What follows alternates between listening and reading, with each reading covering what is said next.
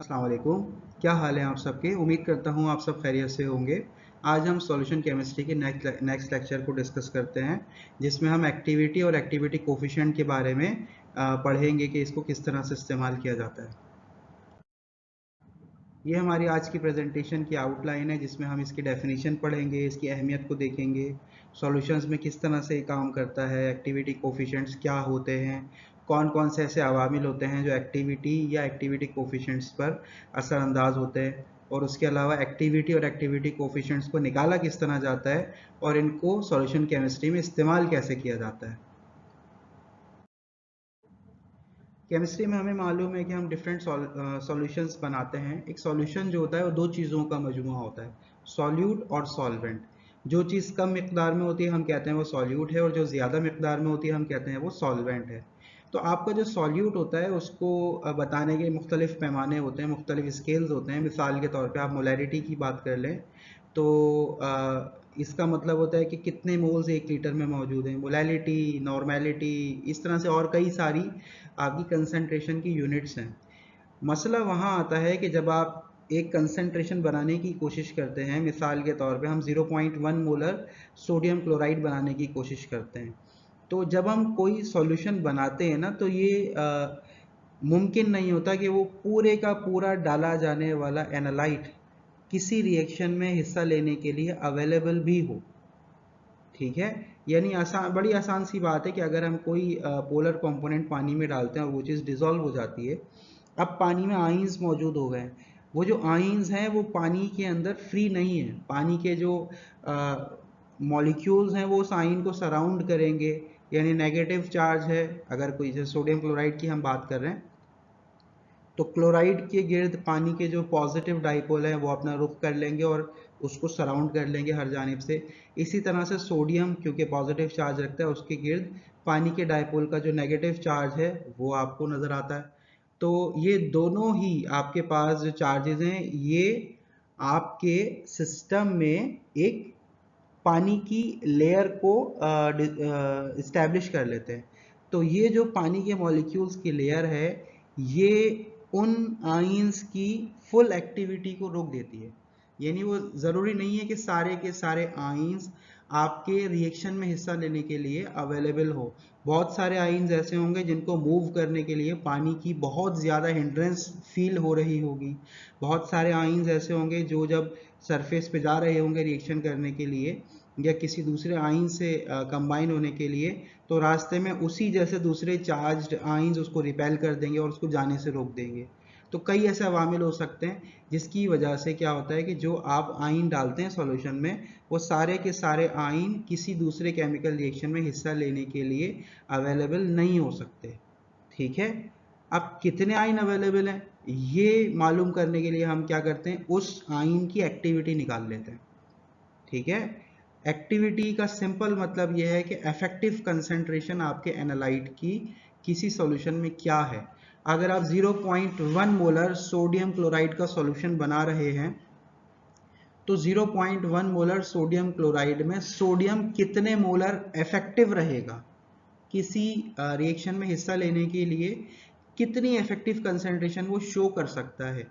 हो सकता है वो 0.1 के बजाय 0.09 मोलर इफेक्टिव रखता हो, और 0.01 मोल्स जो है वो कहीं ना कहीं लॉस हो रहे हो या वो अवेलेबल नहीं हो पा रहे हो किसी भी वजह से। तो ये जो एक्टिविटी है ये उस आइन की इफेक्टिव कंसंट्रेशन को रिप्रेजेंट करती है, और एक्टिविटी कोफिशिएंट जो होता है ये वो कोफिशिएंट होता है जो किसी भी आइन की कंसंट्रेशन को एक्टिविटी में तब्दील करने के लिए चाहिए होता है।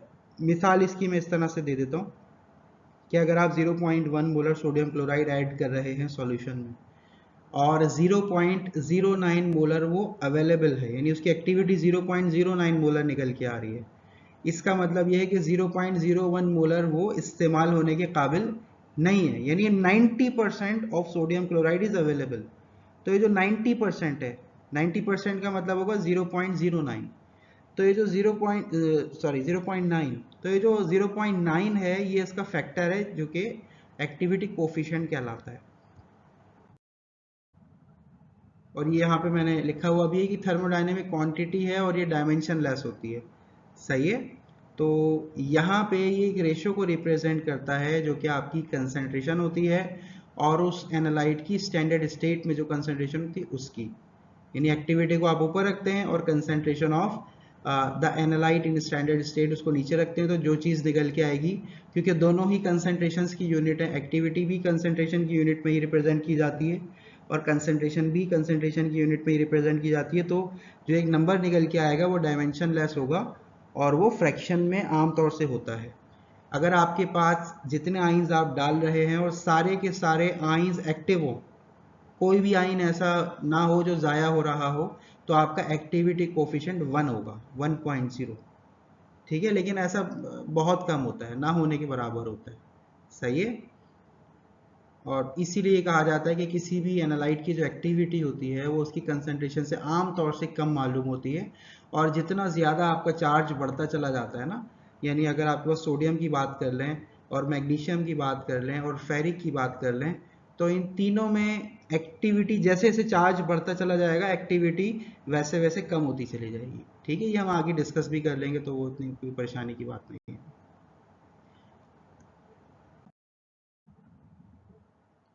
अब यहाँ पे एक्टिविटी कई चीज़ों पर डिपेंड करती है। सबसे पहले तो सॉल्यूशन की कॉम्पोजिशन, यानी किस कंसंट्रेशन का सॉल्यूशन है, या उस सॉल्यूशन में कोई और दूसरे आइंस तो मौजूद नहीं है। कॉम्पोजिशन क्या है आपके सिस्टम की, फिर उसका टेम्परेचर है, फिर उसका प्रेशर है। ठीक है, तो अगर आपके पास कोई डाइल्यूट सॉल्यूशन है, डाइल्यूट सॉल्यूशन में ये इम्कान कम होता है, आइंस दूर दूर होते हैं, तो ये इम्कान कम होता है कि एक आइन दूसरे आइन के ऊपर बहुत ज़्यादा अट्रैक्टिव या रिपल्सिव फोर्स लगाए, क्योंकि आइंस को मूव करने के लिए जगह ज़्यादा अवेलेबल होती है। तो इसीलिए हम ये कहते हैं कि एक्टिविटी तकरीबन कंसंट्रेशन के बराबर हो जाती है अगर आपका सॉल्यूशन डाइल्यूटेड फॉर्म में हो।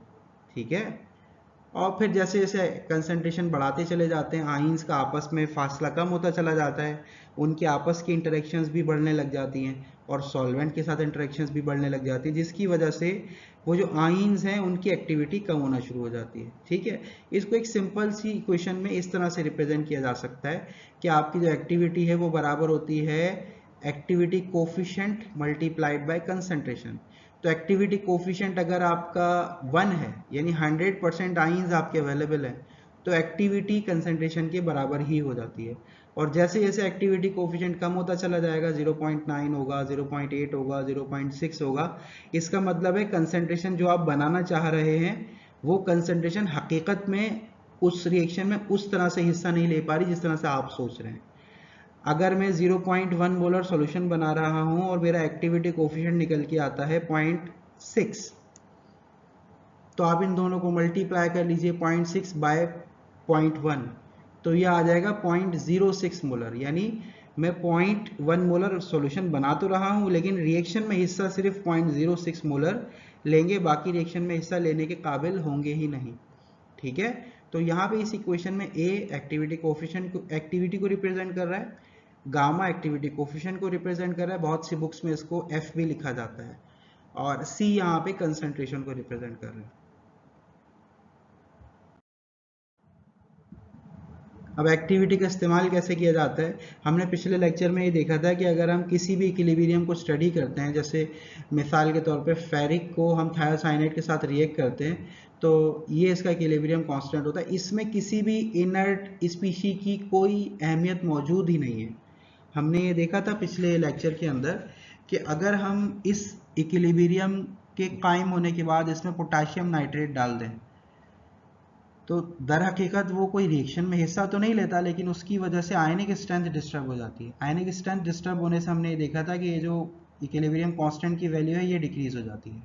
ठीक है, तो आयनिक स्ट्रेंथ का जो असर होता है वो एक्टिविटी में शामिल हो जाता है, यानी आयनिक स्ट्रेंथ चेंज होने से एक्टिविटी कोफिशिएंट चेंज होता है, और अगर एक्टिविटी कोफिशिएंट चेंज होता है तो फिर आपकी एक्टिविटी भी तो चेंज होगी। एक्टिविटी चेंज होगी तो एक्टिविटी के अंदर वो तमाम चीज़ें आ गई, वो जो आप आयनिक स्ट्रेंथ का असर ले रहे थे और दूसरे तमाम अवामिल ले रहे थे। तो अगर हम यहाँ पे इक्विलिब्रियम कांस्टेंट में कंसंट्रेशंस की जगह अगर एक्टिविटी रख दें, तो हमारे जो रिजल्ट्स हैं वो बहुत ज़्यादा रिलायबल हो जाएंगे। ठीक है, और कोई भी सॉल्यूशन अगर उसका एक्टिविटी कोफिशिएंट किसी भी एनालाइट का 1 है, तो वो आइडियली बिहेव करता है, यानी जैसे हम सोचते हैं वो उसी तरह से बिहेव करता है।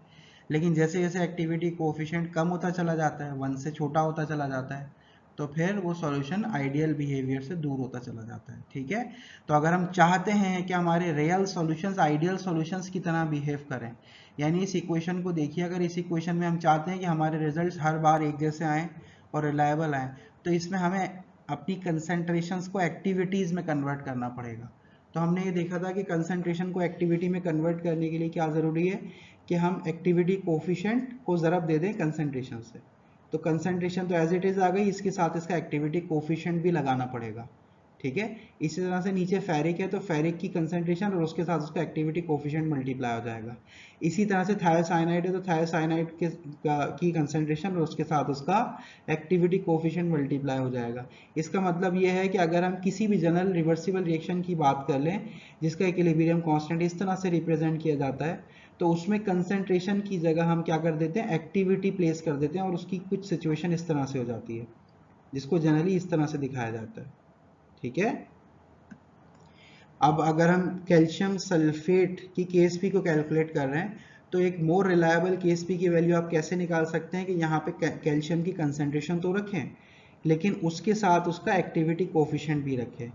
इसी तरह से अगर आप सल्फेट रख रहे हैं तो सल्फेट की कंसंट्रेशन तो रखें लेकिन उसके साथ उसका एक्टिविटी कोफिशिएंट भी रखें ताकि आपको एक ट्रू केएसपी की वैल्यू मालूम हो जाए।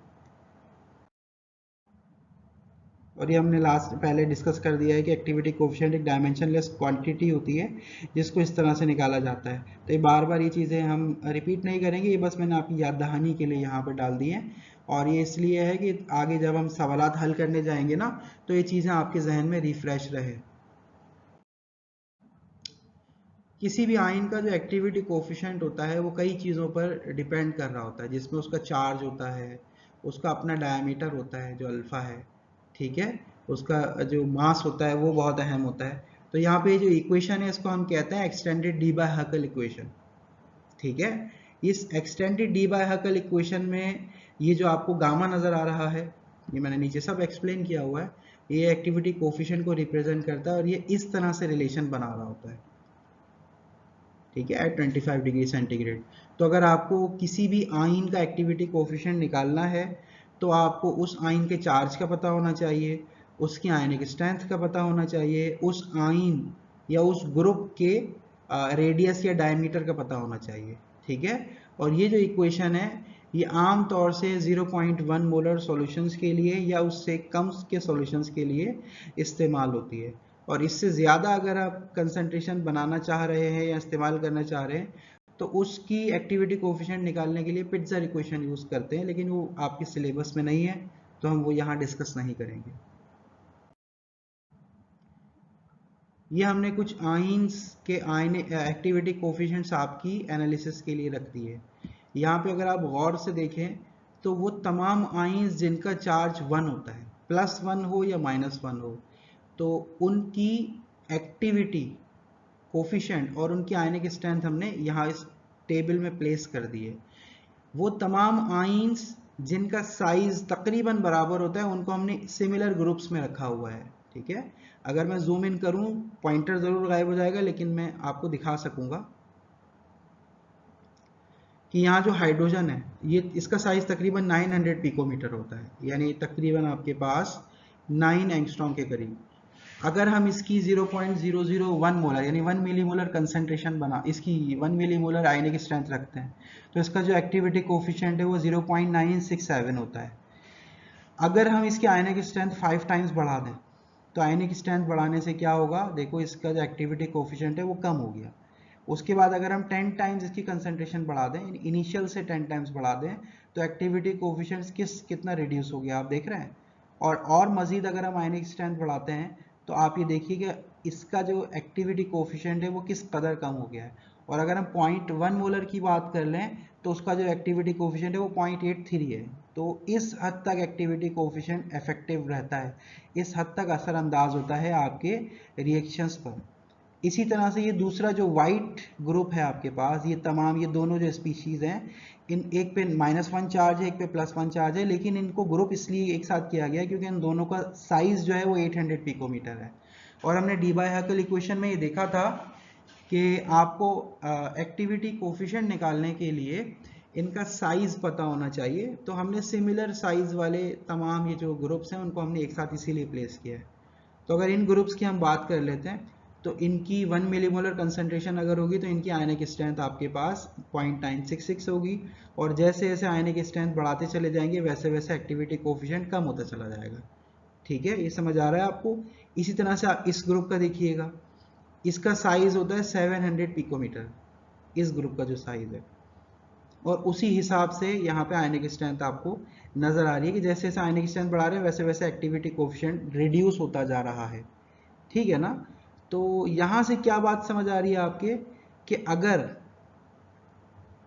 किसी स्पीशी का कोई, अगर आपके पास आयन है या कोई ग्रुप ऑफ एलिमेंट है जो एक ग्रुप के तौर पे आयन की सूरत में बिहेव कर रहे हैं, उनका चार्ज अगर प्लस या -1 है, तो जैसे जैसे आप आयनिक स्ट्रेंथ बढ़ाते चले जाएंगे वैसे वैसे इनका एक्टिविटी कोफिशिएंट कम होता चला जाएगा, और जैसे जैसे इनका साइज छोटा होता जाएगा, आप देख रहे हैं साइज छोटा हो रहा है, तब भी एक ट्रेंड फॉलो हो रहा है कि भाई जो आपके पास एक्टिविटी कोफिशिएंट है वो रिड्यूस हो रहा है, बहुत ज्यादा नहीं लेकिन रिड्यूस बहरहाल हो रहा है। ठीक है, अब बात आती है +-2 चार्ज वाले ग्रुप्स की। अगर मैग्नीशियम या बेरिलियम की बात कर लें तो इन दोनों को इसीलिए ग्रुप में रखा गया है क्योंकि इनका साइज 800 पिकोमीटर है।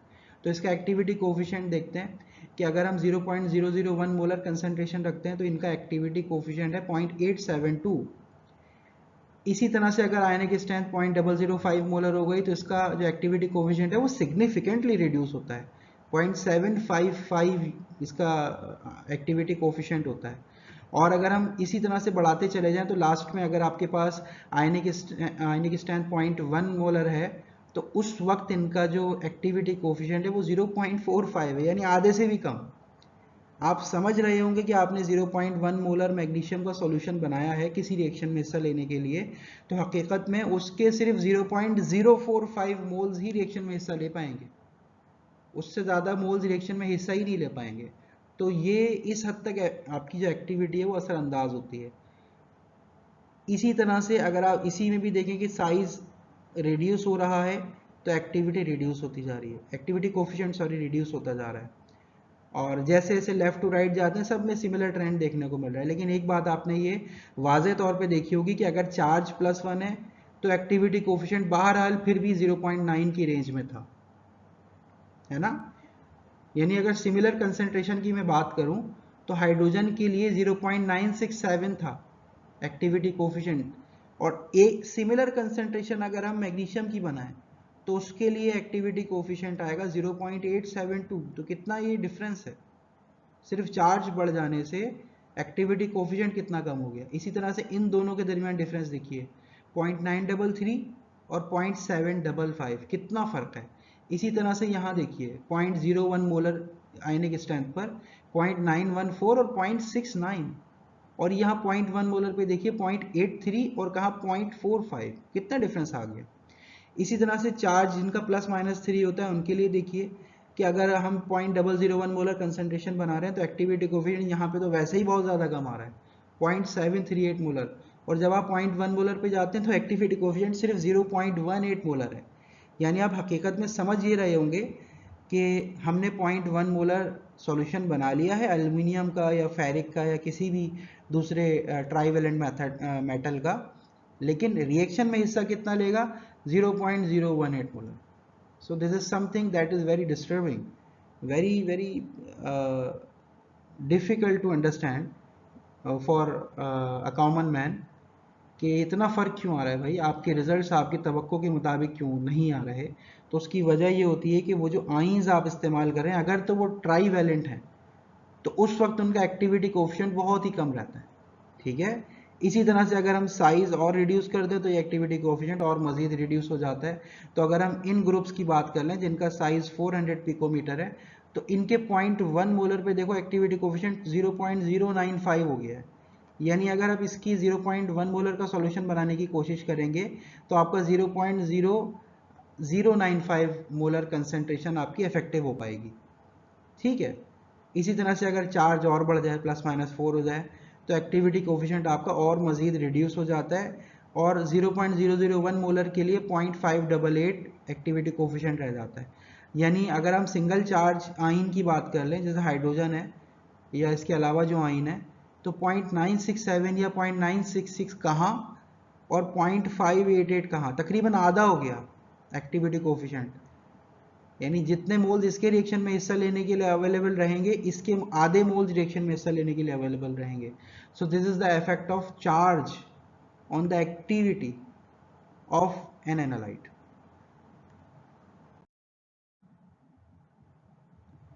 अब यहाँ पे हमने वही बातें तकरीबन लिखी हुई हैं जो हमने टेबल में डिस्कस कर ली है कि तमाम आइंस जिनका साइज सेम था और चार्ज सेम था उनको हमने सिमिलर ग्रुप्स में बांटा रखा है। ठीक है, तो सेम साइज होने पे सिमिलर ग्रुप में बांट दिया है और एक्टिविटी आपकी बड़े आसानी से निकाली जा सकती है अगर आपको उसकी आयनिक स्ट्रेंथ पता हो और उसका डायमीटर पता हो कि उसका वो मॉलिक्यूल है या आयन है उसका डायमीटर क्या है, हाइड्रोडायनेमिक डायमीटर क्या है। ठीक है, यही हमने ग्राफ के जरिए रिप्रेजेंट करने की कोशिश की कि अगर हम एक ट्रेंड मालूम करने की कोशिश करें कि भाई आयनिक स्ट्रेंथ बढ़ने से एक्टिविटी कोफिशिएंट किस तरह से चेंज होता है, तो मोनोवेलेंट आयन के लिए तो ये शिफ्ट बहुत थोड़ा है ये भी ज़्यादा, लेकिन बाकियों के रिस्पेक्ट से ये बहुत थोड़ा है। जैसे ही आपका चार्ज डबल हुआ, यानी किसी भी आयन पे चार्ज ज़्यादा हो गया, उसके बाद जो एक्टिविटी कोफिशिएंट है वो कितनी तेज़ी से कम हो रहा है आप देखिए। उसके बाद अगर किसी मेटल या किसी भी एलिमेंट का आपका जो चार्ज है वो 3 हो गया, ±3, उस वक्त एक्टिविटी कोफिशिएंट बिल्कुल ही आप देखिए कि डाउन आ रहा है। और अगर आपके पास गलती से ±4 चार्ज वाला कोई आयन है जिसको आप किसी रिएक्शन में हिस्सा लेने के लिए इस्तेमाल कर रहे हैं, तो उस वक्त एक्टिविटी कोफिशिएंट देखिए कितना डिक्रीज होता जा रहा है। तो इसका मतलब यह है कि जब भी आप इन तमाम एलिमेंट्स को किसी भी रिएक्शन में हिस्सा लेने के लिए इस्तेमाल कर रहे हो, तो आप इन तमाम एलिमेंट्स को कोशिश किया करें कि डाइल्यूटेड सॉल्यूशंस की फॉर्म में इस्तेमाल करें। तमाम ग्रुप्स को, मैं ग्रुप्स कहूँ तो ज़्यादा बेहतर होगा क्योंकि बहुत सारे ग्रुप्स भी ऐसे होते हैं जो ±3 या ±4 चार्ज रखते हैं। अब यह है कि हम जनाब एक्टिविटी कोफिशिएंट निकाल कैसे सकते हैं। हमने डिस्कस तो कर लिया कि कौन ये जो अवामिल है जैसे आयनिक स्ट्रेंथ है ये एक्टिविटी कोफिशिएंट पे किस तरह से असरअंदाज होती है। एक्टिविटी कोफिशिएंट हकीकत में निकाला कैसे जाता है, तो अगर हम कैल्शियम की बात कर लें कि आपके पास 3.3 मिलीमोलर कैल्शियम क्लोराइड का सॉल्यूशन बनाया गया है, उसमें कैल्शियम कितना अवेलेबल है ये देखिए ज़रा, एक्टिविटी कोफिशिएंट निकाले कैल्शियम का। अब कैल्शियम 2+ आयन के लिए आपको साइज दे दिया गया है 600 पिकोमीटर यानी 6 एंगस्ट्रॉम। तो देख लेते हैं ज़रा, आपको फॉर्मूला पता है आयनिक स्ट्रेंथ का, सबसे पहले आयनिक स्ट्रेंथ निकालते हैं। तो आयनिक स्ट्रेंथ इसकी निकल के आएगी 0.01 मोलर, है ना। 3.3 मिली मोलर था ना, तो मिली मोलर को मोलर में कन्वर्ट करने के लिए पहले 1000 से डिवाइड किया, उसके बाद हमने उसकी आयनिक स्ट्रेंथ कैलकुलेट कर ली। आयनिक स्ट्रेंथ जब हमने कैलकुलेट कर ली तो उसके बाद हमने डी बाय हकल इक्वेशन लगा दी, लॉग गामा इक्वल्स दिस। अब यहाँ पे 0.51 जो है वो तो कांस्टेंट है, जी आपको पता है कैल्शियम का 2+ होता है यानी +2 होता है। उसके बाद आपने ब्रैकेट के अंदर इसके आयनिक स्ट्रेंथ, सॉरी ब्रैकेट कह रहा हूँ, ये स्क्वायर रूट के अंदर इसकी आयनिक स्ट्रेंथ रख दी और उसके बाद तमाम वैल्यूज फिल कर दी। जब आप तमाम वैल्यूज सॉल्व कर लेंगे तो आपके पास जो एक्टिविटी कोफिशिएंट निकल के आएगा वो 0.675 निकल के आएगा। ठीक है, इसी सवाल का अगर मैं दूसरा हिस्सा आपको दे दूं कि भाई कैल्शियम की तो मैंने आपके सामने निकाल दी, क्या आप क्लोराइड के लिए एक्टिविटी कोफिशिएंट निकाल सकते हैं? तमाम बच्चे एक लम्हे के लिए इस वीडियो को पॉज कीजिए और ज़रा हल करने की कोशिश करें।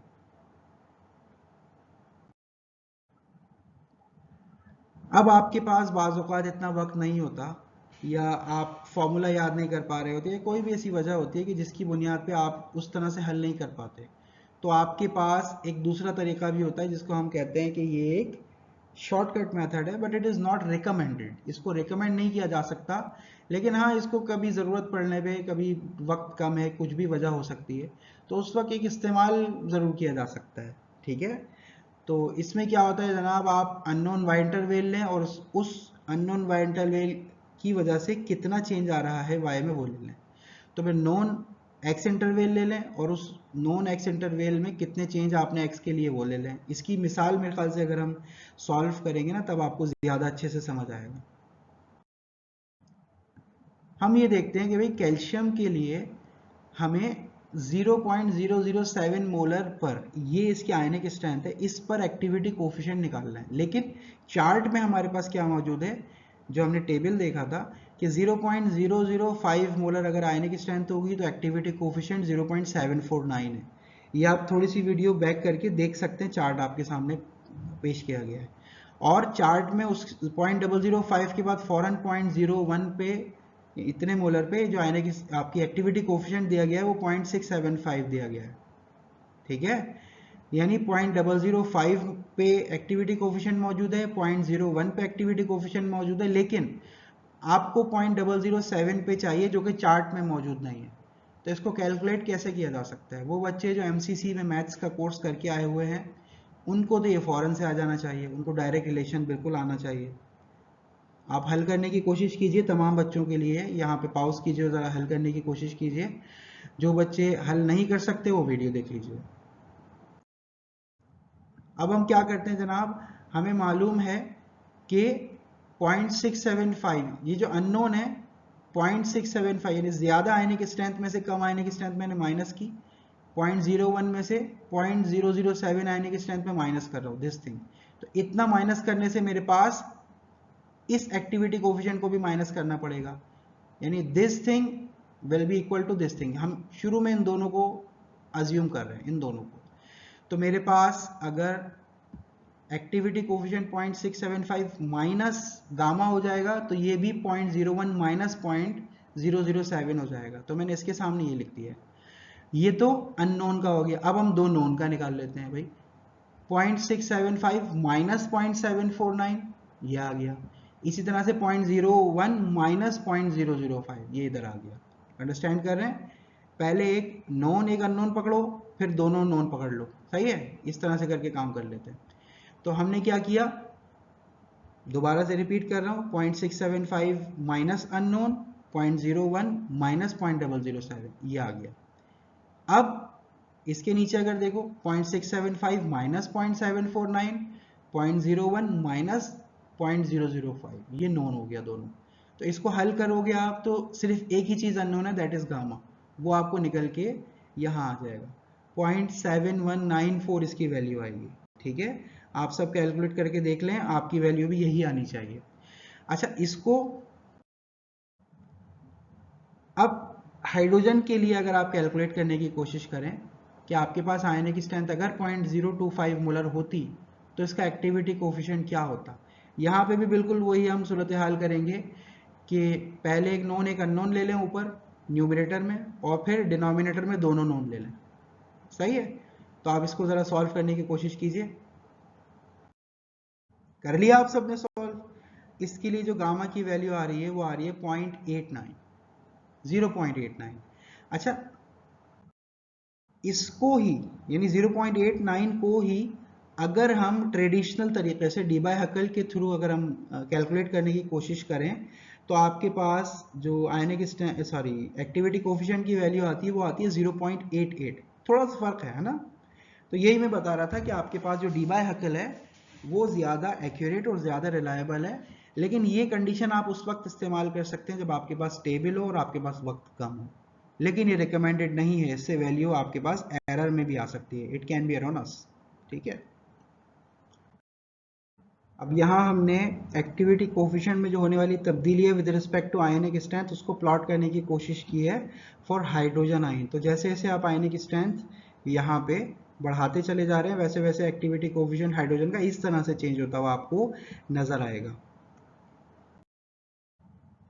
तो इसको अगर हम समराइज करने की कोशिश करें तो वो तमाम, जैसे हमने देखा था ना, वो तमाम आयंस जिनका चार्ज बढ़ता चला जा रहा था तो उनका एक्टिविटी कोफिशिएंट एक्चुअली कम होता चला जा रहा था। तो वो तमाम मॉलिक्यूल्स या वो तमाम स्पीशीज जिन पे कोई चार्ज नहीं होता, जैसे बेंजीन है या कोई न्यूट्रल, कोई भी न्यूट्रल स्पीशी, तो उनके ऊपर आयनिक स्ट्रेंथ बेसिकली उनके लिए बिल्कुल चेंज नहीं होती और वो उनकी कंसंट्रेशन के बराबर ही होती है। यानी उनका जो एक्टिविटी कोफिशिएंट है वो यूजुअली यूनिटी यानी 1 होता है। न्यूट्रल मॉलिक्यूल्स के लिए, न्यूट्रल स्पीशीज के लिए जो एक्टिविटी कोफिशिएंट है वो 1 समझा जाता है, क्योंकि उनके ऊपर बहुत ज़्यादा अट्रैक्टिव या रिपल्सिव फोर्सेस एक्ट नहीं कर रही होती। इसी तरह से अगर हम गैसेस की बात कर लें तो एक मिसाल देने के लिए हाइड्रोजन की मिसाल ली गई है, तो उनकी भी आप कंसंट्रेशन की जगह आप जब जो पार्शियल प्रेशर लेते हो उनकी एक्टिविटी कोफिशिएंट को पार्शियल प्रेशर से मल्टीप्लाई किया जाएगा। इस तरह सॉल्यूशन में कंसंट्रेशन को आप एक्टिविटी कोफिशिएंट से मल्टीप्लाई किया करते थे, गैसेस के लिए उनके प्रेशर्स को एक्टिविटी कोफिशिएंट से मल्टीप्लाई किया जाएगा। और यहाँ पे जो गैसेस की एक्टिविटी होती है इसको कहा जाता है फ्यूगैसिटी, ठीक है। और जो एक्टिविटी कोफिशिएंट होता है गैसेस के लिए उसको कहा जाता है फ्यूगैसिटी कोफिशिएंट, सही है ना। तो आपके पास हर वो गैस जिसका फ्यूगैसिटी कोफिशिएंट 1 होता है, जिस रेंज में फ्यूगैसिटी कोफिशिएंट 1 होगा उस रेंज तक वो आइडियल गैस इक्वेशन फॉलो करेगी, यानी वो आइडियली बिहेव कर रही होगी। और जैसे जैसे आपका फ्यूगैसिटी कोफिशिएंट 1 से दूर होता चला जाएगा, 1 से कम होता चला जाएगा, वो गैस डिविएशन शो करना शुरू कर देगी आइडियल बिहेवियर से। अब यहाँ पे आपसे कहा जा रहा है कि जनाब एक्टिविटी कोफिशिएंट को यूज करते हुए ये बताएं कि अगर हम कैल्शियम के सॉल्यूशन में सोडियम फ्लोराइड डाल देते हैं 0.05 मोलर, जिसके नतीजे में यकीनन कैल्शियम फ्लोराइड बनेगा जो स्पेरिंगली सॉल्युबल सॉल्ट है, यानी पानी में बहुत ज़्यादा हल नहीं होता, प्रेसिपिटेट बनाता है, और उसका केस भी आपके सामने लिखा हुआ है। तो ये बताएं कि इक्विलिब्रियम पर कितनी कंसंट्रेशन होगी कैल्शियम की, ठीक है। तो बड़ा आसान है, इसको बहुत सारे बच्चे वीडियो पॉज करके खुद हल भी कर सकते हैं। बस केस पी की एक्सप्रेशन लिखनी है और उसमें कंसंट्रेशन के बजाय उसकी एक्टिविटी लिखनी है, बस दैट्स इट। कर लिया। अब जो बच्चे सॉल्व नहीं कर सके वो इस सॉल्यूशन को देखिए। KSP बराबर होता है कैल्शियम इनटू फ्लोराइड, है ना। फ्लोराइड 2 दफा निकलते हैं, लिहाजा यहाँ पे स्क्वायर आ जाएगा। अब ये क्योंकि कैल्शियम था तो यहाँ पे कैल्शियम का एक्टिविटी कोफिशिएंट आ जाएगा। अब ये फ्लोराइड का स्क्वायर हुआ है तो इसका एक्टिविटी कोफिशिएंट का भी स्क्वायर होगा। एक्चुअली यहाँ कंसंट्रेशन के बजाय हमने एक्टिविटी लिखी थी ना, और स्क्वायर तो कंसंट्रेशन पे होता है, यानी एक्टिविटी के अंदर जो भी चीजें होंगी उन तमाम चीजों पे स्क्वायर होगा। तो आपने फ्लोराइड पे भी स्क्वायर दिखाना है और इसके एक्टिविटी कोफिशिएंट पे भी स्क्वायर दिखाना है। अब यहाँ पे हमें KSP की वैल्यू भी गिवन थी, कैल्शियम निकालना था, लेकिन कैल्शियम की एक्टिविटी कोफिशिएंट हमें अगर दी गई होगी तो अच्छी बात है, नहीं दी गई होगी तो निकालनी होगी, है ना। ये तो बड़ा आसान है। इसी तरह से फ्लोराइड है, उसकी कंसंट्रेशन आपको दी गई है 0.050 मोलर, उसका स्क्वायर हो जाएगा, और फ्लोराइड की जो एक्टिविटी कोफिशिएंट है वो 0.81 आएगा और उसका भी स्क्वायर कर देना है आपको। जब इसको सॉल्व करेंगे तो आपके पास आंसर आएगा 4 एक्सपोनेंट माइनस 8 मोलर। ये कैल्शियम की कंसंट्रेशन होगी आपके सिस्टम में। इसी तरह से एक दूसरा सवाल हम आपको दे रहे हैं मर्क्यूरस के हवाले से, कि जब आपका मरकरी इक्विलिब्रियम में हो 0.010 मोलर KCl के साथ, तो बताइए आप कि कितनी कंसंट्रेशन होगी मरकरी की जब इक्विलिब्रियम इस्टेब्लिश हो चुका होगा। यहाँ पे भी आप देखेंगे कि जो मर्क्यूरस क्लोराइड है, दिस Hg2Cl2, इसका KSP रखिएगा और इसी तरह से सॉल्व कीजिएगा तो आपके पास मरकरी की कंसंट्रेशन निकल के आ जाएगी। आंसर आप सब मुझे कमेंट में रिपोर्ट कर सकते हैं, ठीक है। तो अगर हम एक्टिविटी की इस डेफिनेशन को देखें तो अब हमारे पास pH स्केल भी रिविजिट होना चाहिए। वो pH स्केल जो कहता था negative log of concentration of hydrogen होना चाहिए, वो सही नहीं है। अगर आपको ट्रू कंसंट्रेशन चाहिए तो pH बराबर होना चाहिए negative log of activity of hydrogen ion, यानी हमारा जो pH मीटर, जो इलेक्ट्रोड हमें मेजर करके दे रहा है, वो एक्टिविटी की बुनियाद पे pH मेजर करके दे रहा है, कंसंट्रेशन की बुनियाद पे नहीं। तो इसको देखते हुए आप प्योर वाटर की pH कैलकुलेट करके ज़रा बताइए। प्योर वाटर में आपको पता है कि कंसंट्रेशन ऑफ हाइड्रोजन क्या होती है, और आप एक्टिविटी कोफिशिएंट भी निकाल सकते हैं हाइड्रोजन आयन का, ठीक है। तो एक्टिविटी कोफिशिएंट को कंसंट्रेशन ऑफ हाइड्रोजन से मल्टीप्लाई कर दीजिए जो न्यूट्रल वाटर का होता है, और उसके बाद नेगेटिव लॉग ले लीजिए और प्योर वाटर का आपको pH मिल जाएगा, ठीक है। अगर उस प्योर वाटर में ही मैं 0.1 मोलर KCl डाल दूं तो आपके ख्याल से क्या होना चाहिए? Most of the people would say कि सर ये तो न्यूट्रल सॉल्ट है, इस पानी में pH में कोई तब्दीली नहीं होगी। लेकिन हकीकत में आप देखिए कैलकुलेशन से और एक्चुअली भी क्या तब्दीली देखने को मिलती है। जब आप डिसोसिएशन कांस्टेंट ऑफ वाटर की एक्सप्रेशन लिखते हैं ना, इक्वेशन लिखते हैं इसकी, तो इसमें concentration of hydrogen ion will be multiplied with the concentration of hydroxide ion. तो हमने तो कंसंट्रेशन को रिप्लेस कर दिया एक्टिविटी से, तो यहाँ पे हाइड्रोजन की एक्टिविटी कोफिशिएंट भी लगेगा और यहाँ पे हाइड्रोक्साइड का एक्टिविटी कोफिशिएंट भी लगेगा। तो यहाँ पे Kw की वैल्यू तो आपके साथ है, आपके पास है। हाइड्रोजन और हाइड्रोक्साइड की कंसंट्रेशन हमें निकालनी है, तो x रख दिया, एक्टिविटी कोफिशिएंट हमने दोनों के रख दिए। अब x हमारे पास जो निकल के आया है वो 1.26 एक्सपोनेंट -7 मोलर निकल के आया है। यानी हम सब ये पढ़ते आए हैं कि आपके पास न्यूट्रल वाटर के अंदर जो हाइड्रोजन और हाइड्रोक्साइड है वो 1 एक्सपोनेंट -7 मोलर होता है। हकीकत में अगर आप उस न्यूट्रल वाटर में कोई भी न्यूट्रल सॉल्ट डाल दें, तो सॉल्ट डालने से वाटर की डिसोसिएशन बढ़ गई और आपके पास दोनों आइंस की कंसंट्रेशन ज़्यादा हो गई। कितनी ज़्यादा हो गई? 26% ज़्यादा हो गई है, 26% इंक्रीज हो गया इस डिसोसिएशन में। ठीक है, अगर आपके पास दोनों आइंस की कंसंट्रेशन ये आ रही है तो इसकी बुनियाद पे ज़रा पीएच निकालिए। तो एक्टिविटी ऑफ हाइड्रोजन निकालने के लिए आपको इस कंसंट्रेशन को मल्टीप्लाई करना पड़ेगा हाइड्रोजन की एक्टिविटी कोफिशिएंट के साथ, और हाइड्रोक्साइड की एक्टिविटी निकालने के लिए आपने क्या करना होगा, हाइड्रोक्साइड की भी कंसंट्रेशन यही है, इसको हाइड्रोक्साइड की एक्टिविटी कोफिशिएंट से मल्टीप्लाई करना पड़ेगा। क्योंकि दोनों के एक्टिविटी कोफिशिएंट्स डिफरेंट हैं इसलिए एक्टिविटीज डिफरेंट आएंगी। इसकी एक्टिविटी कुछ और है, इसकी एक्टिविटी कुछ और है। इससे हम देखते हैं तो यहाँ पे पीएच मिलती है 6.98 और पीओएच मिलती है 7.02, जो कि 14 में से माइनस करके भी निकाली जा सकती है।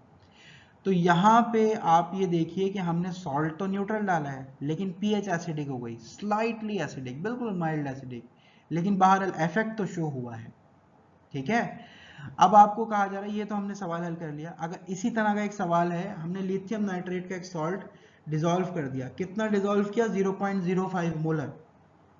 तो उस वक्त पानी में हाइड्रोजन आयन की कंसंट्रेशन बताइए और जो उस वक्त पीएच डेवलप हो रही होगी पानी में वो बताइए। ये आपका सवाल है। यहाँ पे हमारा लेक्चर ख़त्म होता है और लेक्चर्स तो कई हैं लेकिन हम यहाँ पे अपने कोर्स का इख्तिताम करते हैं। तो इस यहाँ पे जो भी आपके सवाल हैं इस लेक्चर से रिलेटेड वो कमेंट सेक्शन में लिख दीजिएगा, मैं आपका गूगल क्लासरूम पे उसका आंसर दे दूँगा। तो बहुत शुक्रिया।